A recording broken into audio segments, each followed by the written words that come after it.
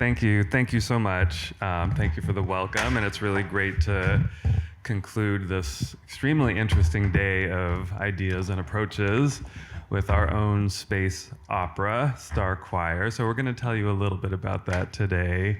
It sort of started when we, as science fiction fans and people who pay sort of attention, a little bit of attention to astronomy and sort of the exciting dimensions of that, noticed that, colonization is used in a really sort of neutral way or as a kind of benign process, when in our areas of research, it of course is this, episteme of violence that we've barely survived.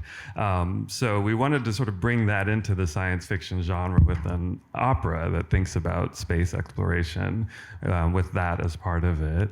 And we've been really lucky to work with some brilliant musicians along the way developing this piece. And so we thought we would start this off with a demonstration of a sort of climactic aria when the species have come to some kind of consensus.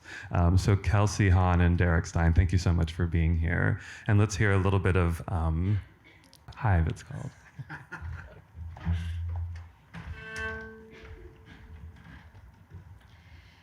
Telepathy, communicate through thoughts. No more words, no more bad translation. We have evolved telepathy.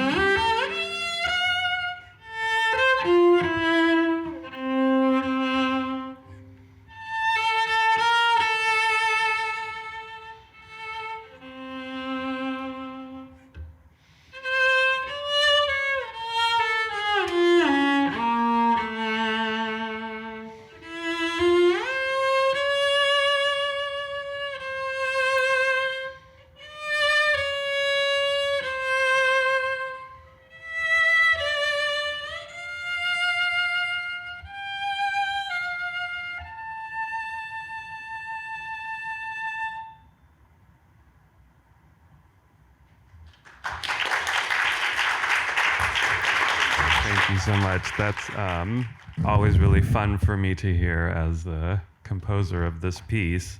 My collaborator, Alexandro Segade, and I, having worked for many years in performance, and even our research has to do with how performance forms and social political forms shape each other. We wanted to speculate about a story about humans who attempt to colonize the planet 85K Aurora sometime after the Earth's demise. And we've worked this through many workshop productions, including some of the images you're seeing here are from residencies and projects at the Armory in Pasadena with Clock Shop LA, at the Park Avenue Armory in New York City, residencies at the Headlands and Williams College have helped shape this project. And now we're working on a full production to be next fall, as we heard, at the Mount Wilson Observatory as the site. The score is for 6 singers and 6 instruments. This allows them to both act as a literal kind of crew of a voyage to find this distant inhabitable place. And the singers then take on multiple points of view as a way to think on all directions of what it means to be human in the midst of this voyage. They sing from the points of view of galaxies, as stars, as people, as microbes or other forces inhabiting the planet, and the sort of problem of survival turns out to be one of adaptation and collectivity. We did a workshop with the industry earlier this year. You're seeing some images from that, and this is what we're building on for this production that will be next fall, situated in what I'm sure many of you know is an extremely beautiful and quite old architectural space, the Mount Wilson Observatory in the northeast of Los Angeles. We've carried on this conversation with a lot of really inspiring interlocutors through different kinds of presentations like this and other kinds of opportunities for dialogue. Here's a nice shot of the observatory, which we intend to use. And so as we've gone along thinking through these issues, we've talked, for example, with esteemed science fiction novelist Samuel Delany, the astronomer Dr. Pamela Gay, and the post-colonial theorist Anjali Fatima Razakolb, the author of Epidemic Empire, in this one occasion, to think through ethical, formal, aesthetic, scientific, practical problems all together. Another person who we've been in close dialogue with is Jayna Brown, who was coming to town this weekend and then couldn't. So Jayna is a professor at Brown University and the author of Black Utopias, Speculative Life, and the Music of Other Worlds, among other important books and essays. And so Jayna sent us a 5-minute clip of her speaking about her own research, picking up with the science fiction of Octavia E. Butler, and in her book she mentioned Star Choir, having seen a previous workshop in New York City. So let's listen to Jayna for a few minutes. In Segade's opera, Star Choir takes up what science fiction writer Octavia Butler left off in her duology, Parable of the Sower and Parable of the Talents. Looking out at the apocalypse, Butler's main protagonist, Lauren Olamina, vows to bring people into extrasolar space, to pry us from this rotten planet Earth, to take root amongst the stars. But what would happen if humans, after decimating the Earth, escaped into the cosmos?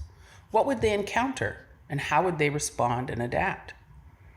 When she starts to plan a 3rd book in the series, Parable of the Trickster, almost 10 years later, Butler struggles to find traction, to follow the colonists to their new host planet, and she ultimately abandons the project. Star Choir speculates where the idea that Butler was playing with for Trickster could have ended up. But Segade and Gaines' exploration is based in a very different sense of potentiality. While Butler believes that there are biologically determined instincts, drives, and behaviors inherent to the human species, namely hierarchical organization and the will to dominate, Segade and Gaines imagine a very different outcome for the encounter between indigenous species on Aurora, the planet that humans end up on, and the human colonists. In their opera, the encounter is at first one in which the indigenous species act in self-defense, but it soon becomes one of mutual aid. The commingling of the species forces a complete onto-epistemological shift. We are untethered from paradigms of conquest and dominance, grounded instead in practices of connectedness, cooperation, and multiple forms of relationality. Change is the governing principle in Olamina's vision. Everything is changing all the time, she tells a follower. How wonderful! If change is continual and is also biologically expressed, then we can speculate with wild freedom. Boundaries between species, between individuals, could dissolve, making way for entirely new modes of existence. No longer human. But in parables, we encounter a humanist impasse. Olamina's vision is to foster the conditions for what she calls species immortality, not to reach for its ultimate transmogrification. In Starchoir, there is no such will to human immortality. Instead, we question just what human means. What do we assume is inherent to the species? What exactly does Olamina want to preserve and protect about humans? By contrast, in Starchoir, the holobionts and humans irrevocably change each other's bodies and minds. The indigenous species grant their new co-species the power of telepathy, while humans provide a new home for the microbes. Collective minds shape not only new beings, but new forms of relation. But this is only the beginning. What might these organisms actually become? Can we actually imagine evolving into something new and unexpected? Connected by telepathy and biological cohabitance, would we be an interspecies entity or an entirely new species? What does it mean to dissolve notions of possessive individualism with all its implications, and at the same time account for volition and self-organization? Will the new entities become all the same, humming away in a new yet all too familiar universalism, one that potentially reproduces forms of exclusion and exploitation which are the hallmarks of our current epistemology? If telepathy was how we communicated, what forms of relativity would there be? At the end of my book, Black Utopias, we end up dispersing into, as Fanon calls it, the cosmic effluvia of the universe. But this left me with a set of questions and an awareness of my argument's limitations. What would a dissolve look like? What of individuation? Segade and Gaines' speculations help us think in productive ways about the possibilities for new formations. In their vision, we see the holobionts as lichen, as choral, as both individual and collective. And much is at stake in their endeavor, broadening our conception of life, rescaling both spatially and temporally, brings awareness to the ways in which we need to reconceive being human. It helps us think differently about how we are living on this planet. We could do nothing less than embrace the unknown and jump into an entirely new paradigm for life itself. Thank you. Thank Jayna for that. So I'm just going to walk through a couple. I'm Alexandro Segade. Nice to meet you all. It's been a wonderful day. So much to think about, and we have been working on this piece for a long time, in part because we keep coming up with new things to do with it. And thinking about this sort of relationship between the idea of deep space and deep ocean, it was, for me, it became really clear that I had to sort of think about the relationship between these ideas of the colonial kind of impulse or exploration itself, and how those things are framed. But I want to just talk briefly about some of the trace some of the science fiction that sort of undergirds this project and its relationship to critical theoretical positions. So just looking at Octavia Butler, of course, as a sort of starting point, I'm going to read some of these notes that I put together as I was working on the last set of revisions with the industry for the libretto, and thinking about directing the piece, which started, as you saw from the images, as a choir where everybody stood still, and has become something where now it will be mobile bodies moving through space in different formations, the swarm, the sort of drum line, et cetera, et cetera. Okay, so Octavia E. Butler, Parable of the Sower, 1993, quote, "The destiny of earth seed is to take root among the stars. It is to explore the vastness of heaven. It is to explore the vastness of ourselves." In Octavia Butler's series, Lauren Olamina, a young black woman from LA, comes of age during environmental and societal collapse. She starts a religion around the idea that God has changed, prophesying humanity's future escape from Earth degraded by oppression and extraction. Octavia E. Butler, Parable of the Talents, 1998, quote, "In order to rise from its own ashes, a phoenix first must burn." So Star Choir was inspired in part by a residency Malik and I had in the Octavia Butler archives at the Huntington Library in 2015, during which we read the early drafts of the Parable of the Trickster, which was to be the third book in the series, as Jayna mentioned. In the unpublished manuscript, the followers of Earthseed finally make it to another planet, but they're allergic to the planet. They either go blind or go mad. Butler wasn't sure which, and she never finished the novel. Stanislaw Lem, Solaris, 1961. Solaris has been adapted to film twice, while Butler's Parable series has been in pre-production for over 20 years. Lem's book proposes a sentient ocean as an extraterrestrial life form. Several chapters meditate on the permutations of the thinking ocean as it telepathically communicates with humans studying it. Lem writes, quote, "We don't need other worlds, we need mirrors."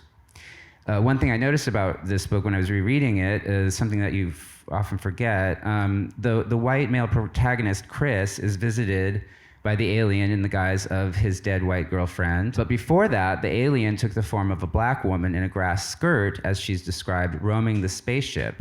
And Chris can't imagine why she would be there. Ted Chiang, The Great Silence from Exhalation Stories, 2015, quote, "Where is everybody?" asked physicist Enrico Fermi in 1954. "If the scale of the universe favors the existence of extraterrestrial intelligence, why do we only have evidence of it on Earth?" The Fermi paradox is the subject of Ted Chiang's The Great Silence, a short story told from the point of view of a parrot nesting in the Arecibo telescope in Puerto Rico. Quote, "I and my fellow parrots are right here. We're a non-human species capable of communicating them. Aren't we exactly what humans are looking for?" End quote. Zakiya Iman Jackson, Becoming Human, Matter, and Meaning in an Anti-Black World, 2020.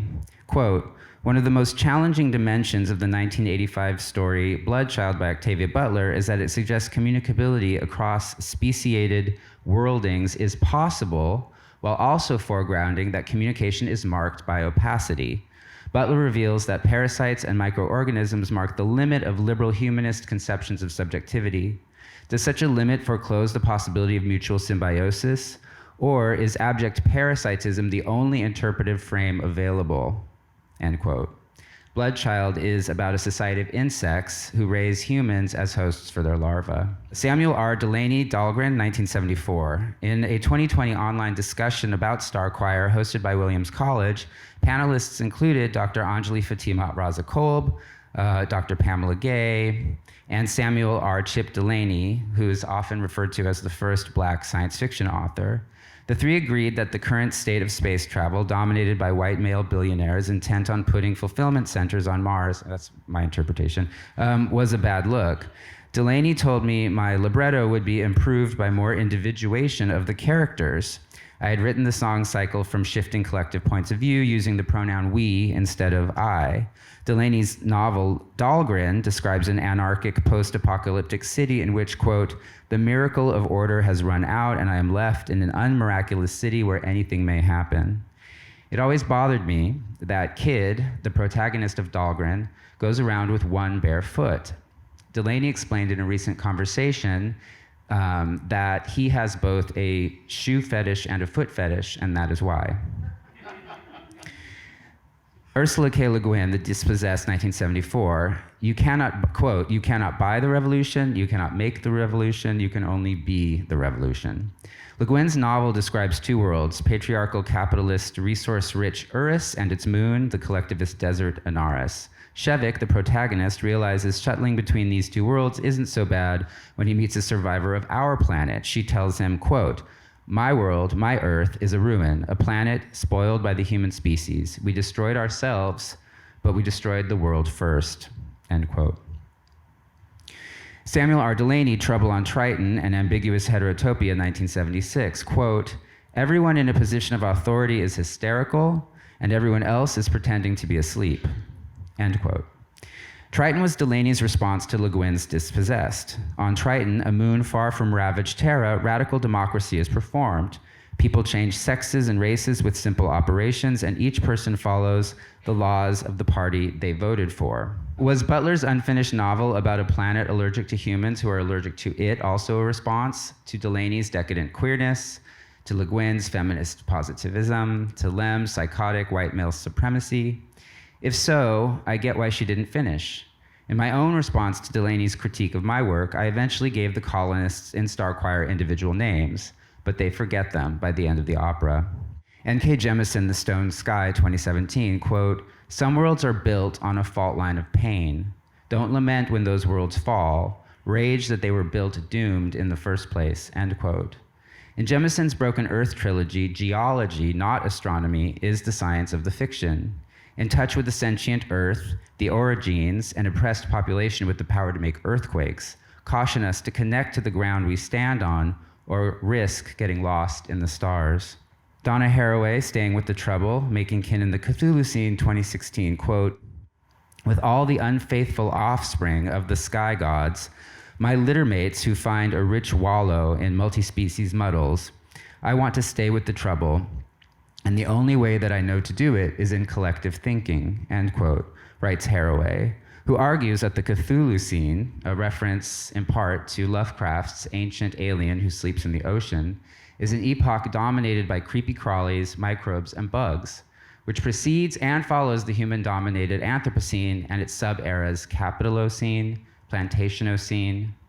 Writes Haraway, quote, "The chthonic powers of Terra infuse its tissues everywhere, despite the civilizing efforts of the agents of sky gods to astralize them and set up their tame committees of sub-gods.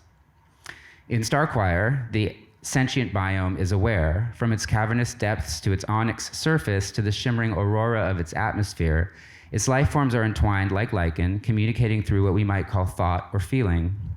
Going back to Fermi's paradox, I ask, given the history of human colonization on our own planet, how would we know intelligence or even life if we encountered it on another planet?"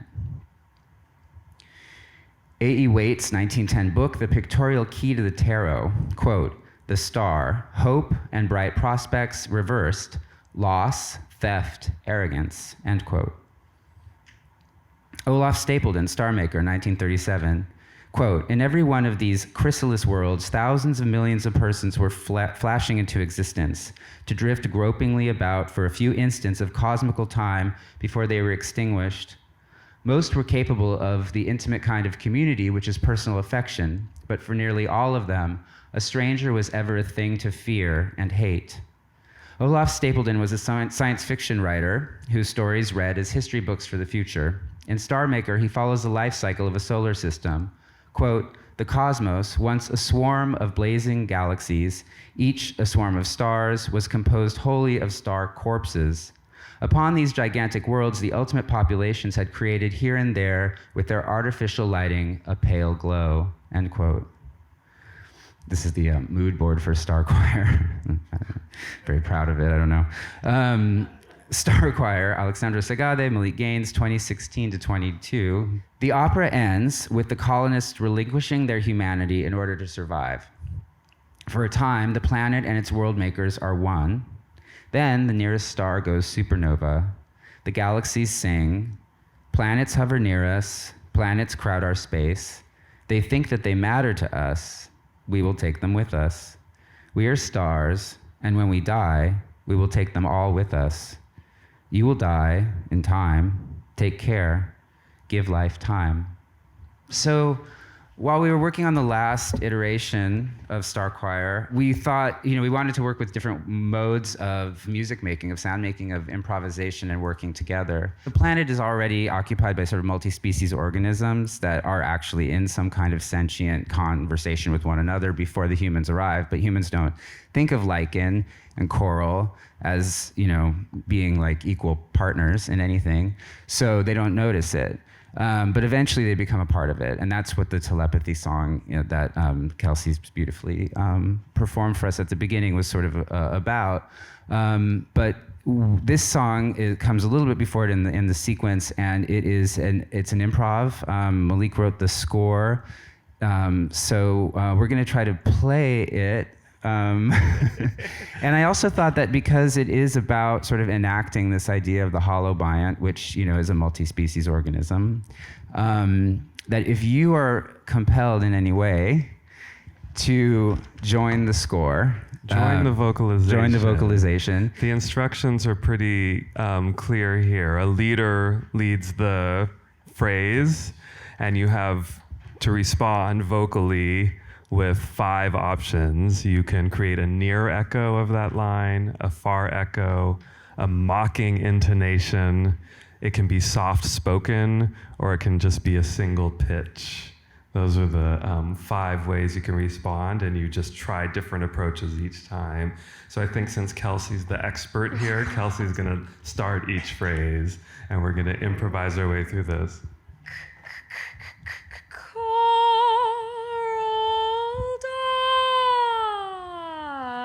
dives to die, to live. Coral dives To be.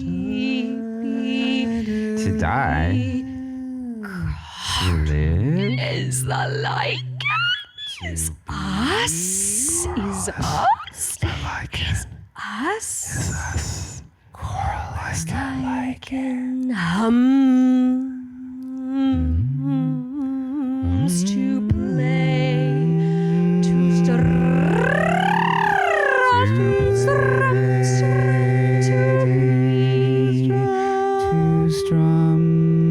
to be. Lichen is the mushroom, is we lichen is the mushroom, is Lichen is the mushroom, makes me mushroom. as we mushroom in the Lichen, cave. mushroom. Rose. Us. Mushroom is the microbe, is we mushroom. Mushroom is the microbe.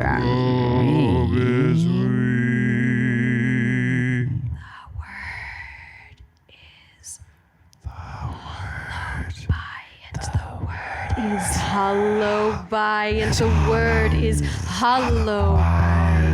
Holobiont. A word for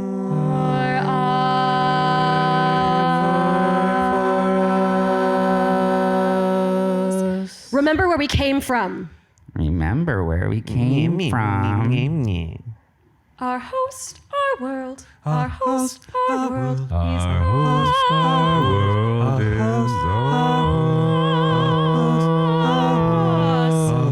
us.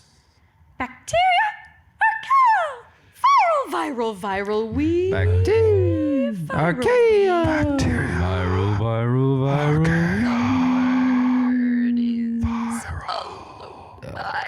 The word is hollow.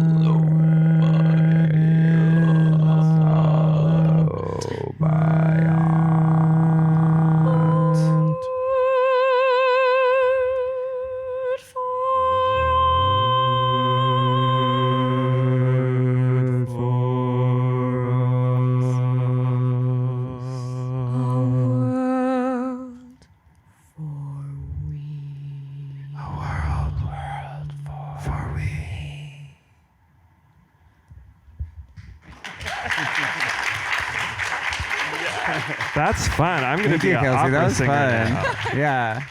Thanks for participating. Exactly.